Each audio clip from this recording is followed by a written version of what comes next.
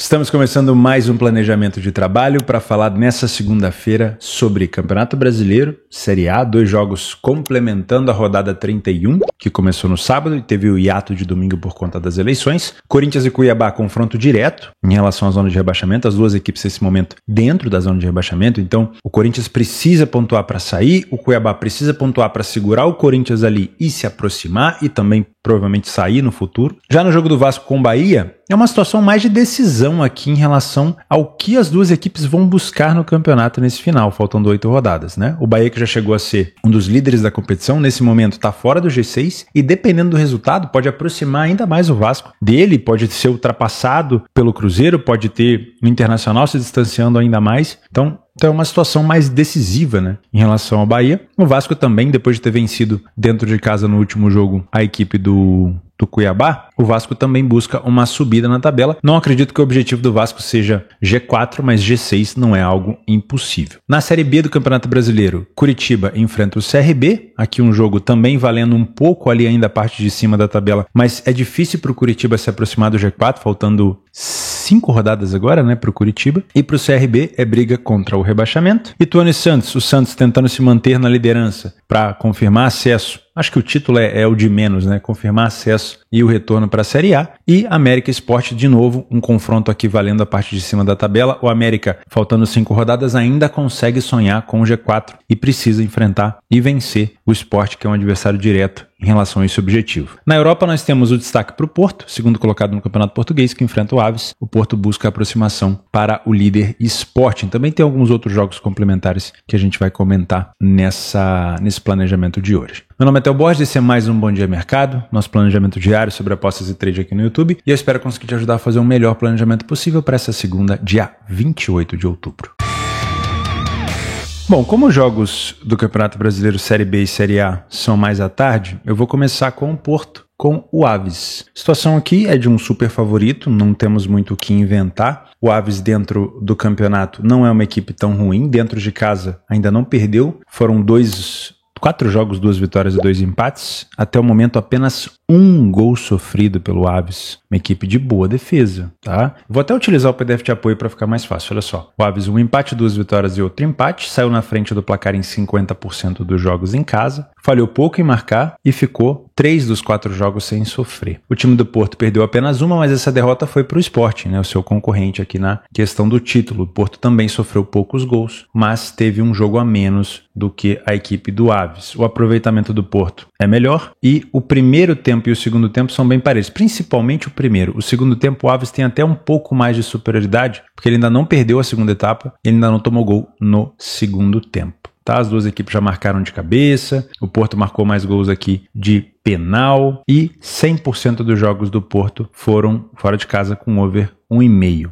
Tá? O que me chama a atenção é esse comportamento mais defensivo do Aves. Isso pode proporcionar para a gente um Aves mais recuado, mais truncado, mais compactado e fazendo com que o Porto tenha uma posse de bola predominante. Isso dá uma confiança muito grande para o mercado, para a gente poder trabalhar esse back favorito, principalmente se você é um trader. E também, é óbvio, abre uma lacuna para você tentar buscar um back Porto no segundo tempo. Quanto mais organizado defensivamente o Aves estiver, mais difícil para o Porto fazer um gol, já que o Aves sofreu apenas um gol no campeonato, né? O Porto, nesse momento, com 18 gols marcados no total na competição, também sofreu pouco, tem um bom ataque, né? Mais que o dobro de gols em relação ao número de jogos. Porém, o Porto pode ter uma dificuldade de penetrar na área. Então, para você que é um trader, você vai ter um momento de estabilidade do preço, muito provavelmente. E para você que é um punter, você pode tentar pegar uma cotação do Porto mais elevada. O Porto vem de 3 vitórias consecutivas. A última derrota do Porto foi para o Bodo Glimt na Europa League. Venceu o Aroca de goleada, empatou com o United na Europa League. Venceu o Braga, confronto difícil. E aí passou aqui na Taça de Portugal e venceu agora o Hoffenheim dentro de casa. O time do Aves não perde há 3 partidas. A última derrota foi fora de casa contra o Sporting. Como eu falei, está invicto dentro de casa, tá? Se você pensa em trabalhar mercado de gols por aqui, sinceramente, eu esperaria o Porto estar com uma vantagem um pouco mais longa, né? Talvez a partir do 2-0 já seja mais interessante, porque o Aves, ele tem, obviamente, essa preocupação defensiva. Então, para um time desse se soltar, ele tem que estar se sentindo bem mais incomodado. Talvez com 2-0 no placar para o Porto. Isso possa ser interessante. De resto, eu não trabalharia o mercado de gols, tá? Vamos passar para Série B do Campeonato Brasileiro agora, Curitiba enfrenta o CRB. Nesse jogo, a gente até pode tentar forçar uma ideia de um Curitiba chegando perto do G4. A gente só não pode esquecer que as outras equipes também jogam, né? O Curitiba está com 47 pontos,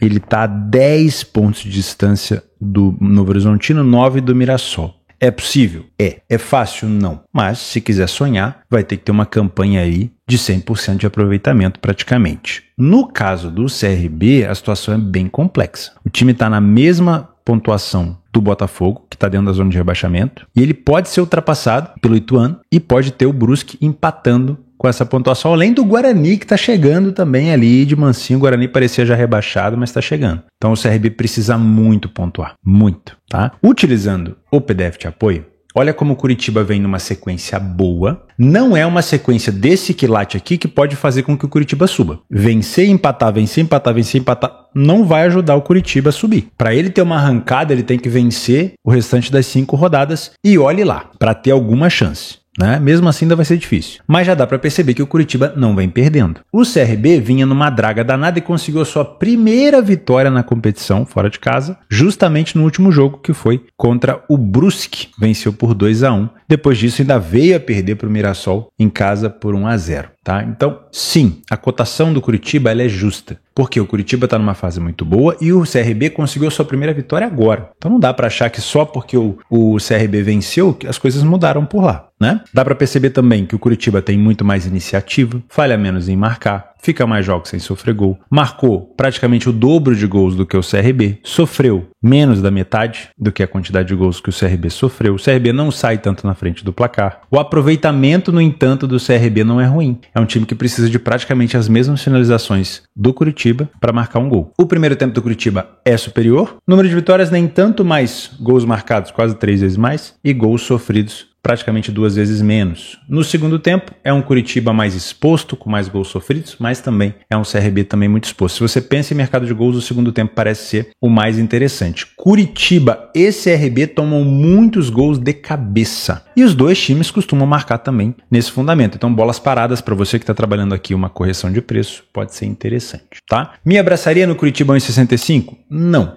não me abraçaria. Mas entendo essa cotação. Não digo aqui que o favorito pode se complicar, porque o CRB não vem fazendo jus a isso. Mas não me abraçaria com essa cotação. Se fosse com uma cotação um pouquinho mais elevada, acho que vale a pena. Gosto de pensar no cenário de 2 gols, porque se o Curitiba sair na frente, o CRB precisa se expor. Chegar a mais uma derrota vai fazer com que o CRB possa já entrar na zona de rebaixamento e talvez nem dali consiga sair. Então é um CRB que tende a vir para cima. Se o CRB estiver na frente, já é um cenário mais complexo, porque o CRB tende a se fechar ainda mais. Porém, é uma equipe que sofreu muitos gols fora de casa. A média do CRB fora é de 1,56. Então, imaginar que o CRB vai marcar um gol e vai conseguir segurar até o final sem sofrer também é difícil. Então, eu gosto de pensar num cenário de pelo menos 2 gols por aqui. Pegaria no pré-live? Não. Pegaria ao vivo com uma cotação acima de 2. Tá? É o que eu faria nesse jogo. Ituano e Santos, troquei a câmera, tá? Tava olhando pra cá, agora eu tô olhando pra cá. Então a imagem fica um pouco diferente, que aquela ali acabou a bateria. Ituano e Santos, a gente já tem aqui uma cotação compreensível, porque eu tenho o líder do campeonato em atuação. O Santos é o líder da competição e fora de casa é o segundo melhor visitante, enfrentando um Ituano que nesse momento briga contra o rebaixamento. Inclusive o Ituano pode ultrapassar a equipe do CRB dependendo da situação contra o Santos. Nos últimos jogos entre eles, aí já inclui Campeonato Paulista,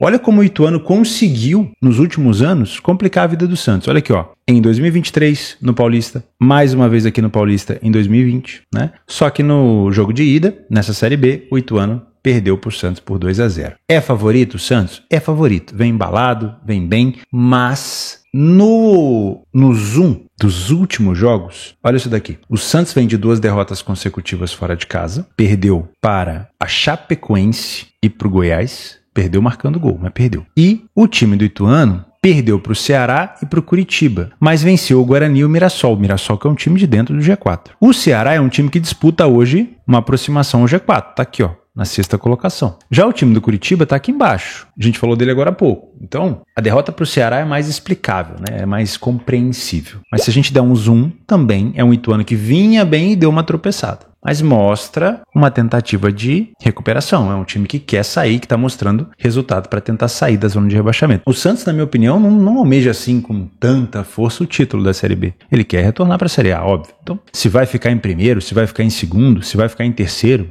não faz muita diferença. O que o Santos não pode deixar é os adversários se aproximarem aqui da parte de baixo. E ele já abriu pro Vila Nova, que tem 52 pontos, ele já abriu 7 pontos de diferença. Então, nesse momento, se fosse para contestar quem vai fazer mais força, é o time do Ituano. Não tô aqui dizendo que o Santos não vai vencer o jogo, tá? Tô só levantando essa hipótese que o mais importante pro Santos não é o título e sim o acesso. Não tô dizendo que vai ter um relaxamento aí, mas é bom tomar um pouco de cuidado. Tá? O Santos saiu na frente em 63% dos jogos fora, o Ituano em 50%. Não é um número tão ruim do Ituano. O Ituano falhou mais em marcar, porém marcou um gol a mais do que o Santos. E ficou a mesma quantidade de jogos sem sofrer, só que sofreu 3 gols a mais. Em aproveitamento, as duas equipes são bem próximas. Praticamente a mesma quantidade de finalizações para marcar um gol. O primeiro tempo também muito parelho e o segundo tempo também muito parelho. Isso vai dando uma impressão de que a cotação do Santos ela parece justa, mas se a gente analisar com bastante frieza, ela pode até estar esmagada demais. Tô até perdido nas câmeras aqui que eu tô olhando. Tô olhando para cá, para lá. Mas ela pode estar esmagada demais. Vamos levantar alguns pontos. O Ituano tem praticamente o mesmo aproveitamento em casa do que o Santos tem fora. O número de vitórias do Ituano em casa é 7, de vitória do Santos fora 6. Saem praticamente os dois na frente do placar com a mesma incidência. O Santos falha menos em marcar, mas marcou um gol a menos. O aproveitamento de finalizações é praticamente idêntico, o primeiro e o segundo tempo também praticamente idêntico. E o mercado vem com uma cotação de 1,85. Aqui a gente pode listar que o Santos acaba sendo um favorito que pode se complicar, tá? Talvez não pelo salto alto, mas pelo relaxamento e o Ituano vindo com uma necessidade muito grande de vitória, tá? E a última derrota do Ituano foi contra o Ceará em casa e o Ceará briga também por G4. Então pode ser um jogo interessante pra gente ficar de olho no Santos se você quiser trabalhar a favor dele numa cotação mais elevada e pode ser um jogo de correção de preço. O Santos pode não entregar no início o que se espera. Nos últimos jogos entre eles, 2-0, 3-0, 2-1, 2-1, 2-0, 5-1, o over 1,5 vem com muita frequência também.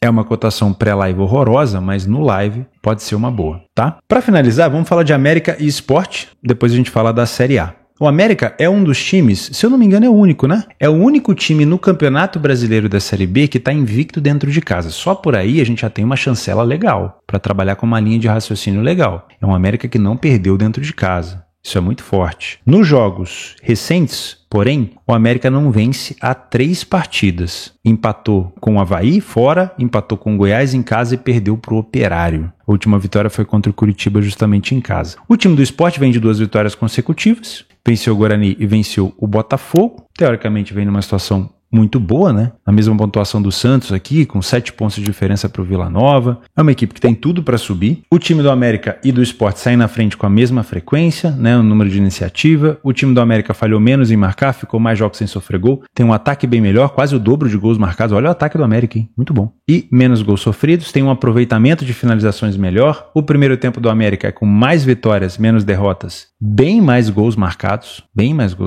mais que o dobro. E um pouquinho mais de gols sofridos. E no segundo tempo o América tem um excelente segundo tempo, com 14 gols marcados, nenhuma derrota e apenas um gol sofrido. É um América que tem sim, na minha opinião, essa cotação como justa. A gente pode trabalhar uma correção de preço, porque se o América entregar isso ou mais do que isso, a cotação do Sport pode vir a subir, tá? Também é um jogo que dá para ficar de olho nas bolas paradas, se você está trabalhando ao vivo. As duas equipes marcam com frequência. 56% dos jogos do Sport fora com over 1,5 e 81% dos jogos do América com over 1,5. O América puxa esse jogo pro over, sem sombra de dúvidas, tá? Os últimos jogos do América em casa, ó, 2-2, 2-1, 2-0, 3-0. Os últimos jogos do Sport fora, 1-1, 1-0, 0-0 e só aqui o 3-1, tá? Eu não duvido também de um jogo para over 1,5, mas não descarto até o 2,5. Mas eu vou ficar com over 1,5 por enquanto, com uma cotação acima de 2 para trabalhar ao vivo. E não duvido de um ambas, tá? Não duvido de um ambas. O Sport tem marcado com frequência fora de casa. Só não marcou contra o Mirassol. E aí aqui esse jogo tem aquele potencial, né? Qual que é o potencial? O América precisa vencer para sonhar em aproximação. E o Sport é um adversário direto. Então se o Sport estiver na frente, o América vai se expor. Aqui a gente tem um potencial de gols, tá? É claro que é um potencial que pode ser incrementado se o Sport tivesse com 2 gols de vantagem, que aí o Sport já está mais leve. Porém, o Sport na frente já faz com que esse jogo seja mais aberto, tá? Para mim é uma possibilidade sim de trabalhar. Ambas marcam por aqui. Vamos falar agora de Série A? O Corinthians enfrenta o Cuiabá fora de casa com obrigação de vitória para poder sair da zona de rebaixamento. E o que complica a vida do Corinthians? O resultado contra o Racing. O Corinthians teve um resultado ruim contra o Racing em casa, perdia por 1-0, depois virou o jogo com 2 gols do Iroberto, passe do Depay muito bonito, o Iroberto cobrindo o goleiro, depois um belo chute fora da área, muita chuva e o Racing empatou no segundo tempo. Esse é um problema, porque o Corinthians vai ter que focar no jogo no dia 31,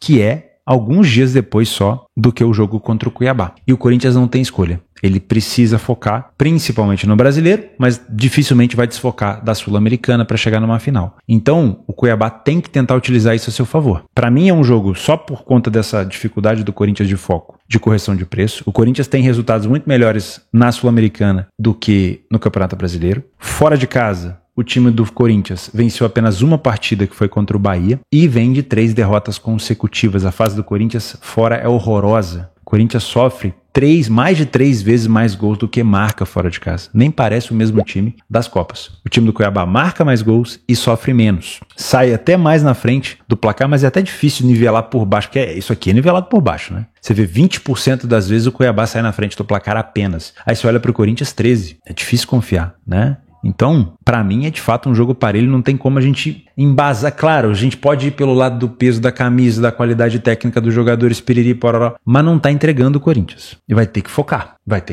Se o Corinthians focar, é claro que para decidir agora contra o Racing na Argentina já é difícil. O resultado tinha que ser feito em casa. Não conseguiu. Agora vai ficar difícil buscar. Jogar lá é muito difícil. O Racing é um time muito cabreiro, muito copeiro. Obviamente, se estiver na frente do placar, vai expor o Corinthians aos contra-ataques. Então o Corinthians tem que deixar esse jogo para depois. Primeiro pensar no Cuiabá. Corinthians focado no Cuiabá, jogando bem, pode sim ser um jogo para o Corinthians vencer. Mas não vai ser fácil. O Cuiabá em casa, nos últimos jogos, não perde a 4. Então é um time que está tentando respirar, que está tentando buscar essa saída do rebaixamento. O Cuiabá pode, vencendo o Corinthians, chegar a 30, e aí na próxima rodada já pode pensar em tentar, ou nas próximas 2, pensar em tentar sair dessa zona de rebaixamento. Para mim é um jogo de correção e eu não me arriscaria no jogo over. Porque como é importante para as duas equipes, 1-0 aqui é ouro. Eles vão tentar segurar o máximo possível. Claro, as defesas são horrorosas, principalmente a defesa do Corinthians tem sofrido direto, mas o cenário de 1-0 para qualquer uma das duas equipes, eu acho que eles abraçam fácil aqui. Se fosse chegar para eles e falar, 1-0 contra o Cuiabá, o Corinthians abraçaria. 1-0 contra o Corinthians, o Cuiabá abraçaria. Então, para mim é um jogo que eu não viria com expectativa para trabalhar gols. Pode acontecer no ao vivo do jogo ter um potencial, uma equipe fez 2-0, teve um cartão vermelho, alguma coisa assim, mas aí é no live. No pré-live eu não vou te indicar mercado de gols, tá? E eu não abraçaria o Corinthians pela fase que o Corinthians vive no Brasileiro, tá? Mas o Corinthians, claro,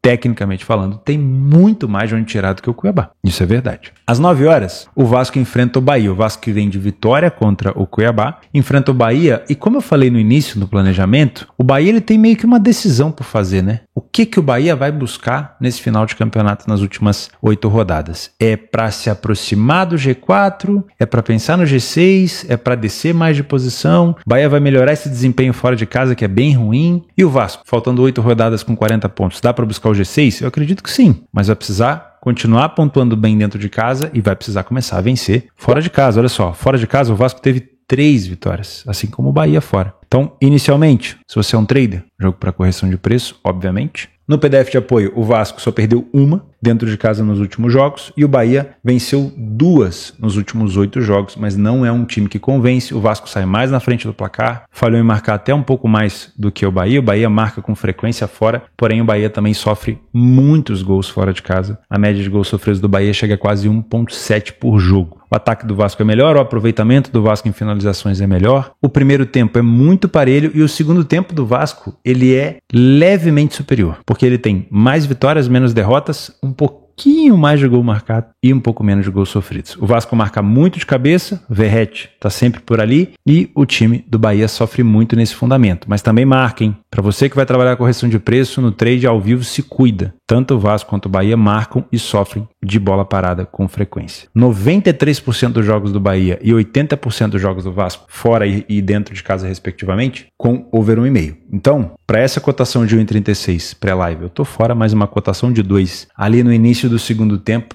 me agrada, tá? Nos últimos jogos entre eles, deixa eu ver se eu tenho alguma outra informação boa aqui dos confrontos diretos. O Bahia não perde para o Vasco há 4 jogos consecutivos e o Vasco sofreu gol nos últimos 4. No geral, o Vasco vem de menos 2,5 gols nas últimas 6 de 8 que disputou e o Bahia sofreu primeiro também nos últimos 6 de 8. Tá? Então o Bahia que ainda não se encontrou fora de casa, já começa a rolar uma pressão ali no treinador, e o Vasco que foi eliminado da Copa do Brasil e tem pela frente somente o Campeonato Brasileiro por focar, mas é aquela coisa, já deixou o pelotão da frente escapar, já tá longe do pelotão de trás, acaba sendo um jogo mais de meio de tabela, encanta pouco, né? Deixa os jogadores assim, sem ter tanto aquela vontade. O Bahia já tá um pouco mais pressionado, mas é um jogo pro ao vivo, na minha opinião. Vale gols? Vale. Acho que dá pra ficar de olho nos últimos jogos, ó, 2-1, 1-1, 1-0, o ambas marcam não é frequente, ó. Não é frequente. Então o over 1,5, na minha cabeça, com uma odd de 2 é um pouco mais acessível. E olho nas bolas aéreas. Não duvido que a gente tenha gol de cabeça nesse tipo de jogo, tá? Como opção de jogo complementar, eu deixo duas opções de jogos complementares. Bilbao e Mallorca. Para você que gosta de trabalhar correção de preço ou para você que está aprendendo sobre trade esportivo, quer aprender mais sobre o comportamento do mercado, fica de olho, aqui um jogo parelho. Tá? E lá embaixo, na Turquia, às 2 horas, Galatasaray e Beşiktaş. Galatasaray que vem dominando aí o campeonato turco nos últimos anos, com 8 vitórias em 9 jogos, enfrenta o Beşiktaş, que está invicto ainda. Jogo que é mais de favoritismo do Galatasaray por jogar dentro de casa. Tá? Nas últimas vezes que eles se enfrentaram, o Beşiktaş conseguiu complicar a vida do Galatasaray, principalmente na Copa da Turquia, por 5-0 e também aqui na Superliga da Turquia por 3-1 em 2023. Então, não é um adversário... Tem camisa pra caramba também o Beşiktaş, claro, e não é um adversário fácil, tá? Então, vale um jogo para complemento aqui. Beleza? Então eu vou ficando por aqui. Muito obrigado pela sua companhia. Se você tiver algum complemento, alguma correção, deixa aqui embaixo nos comentários. Esse é um dia mais voltado para jogos ao vivo, tá? Eu não trabalharia tanto no pré-live. Acho que a única expectativa que a gente tem aqui é de um jogo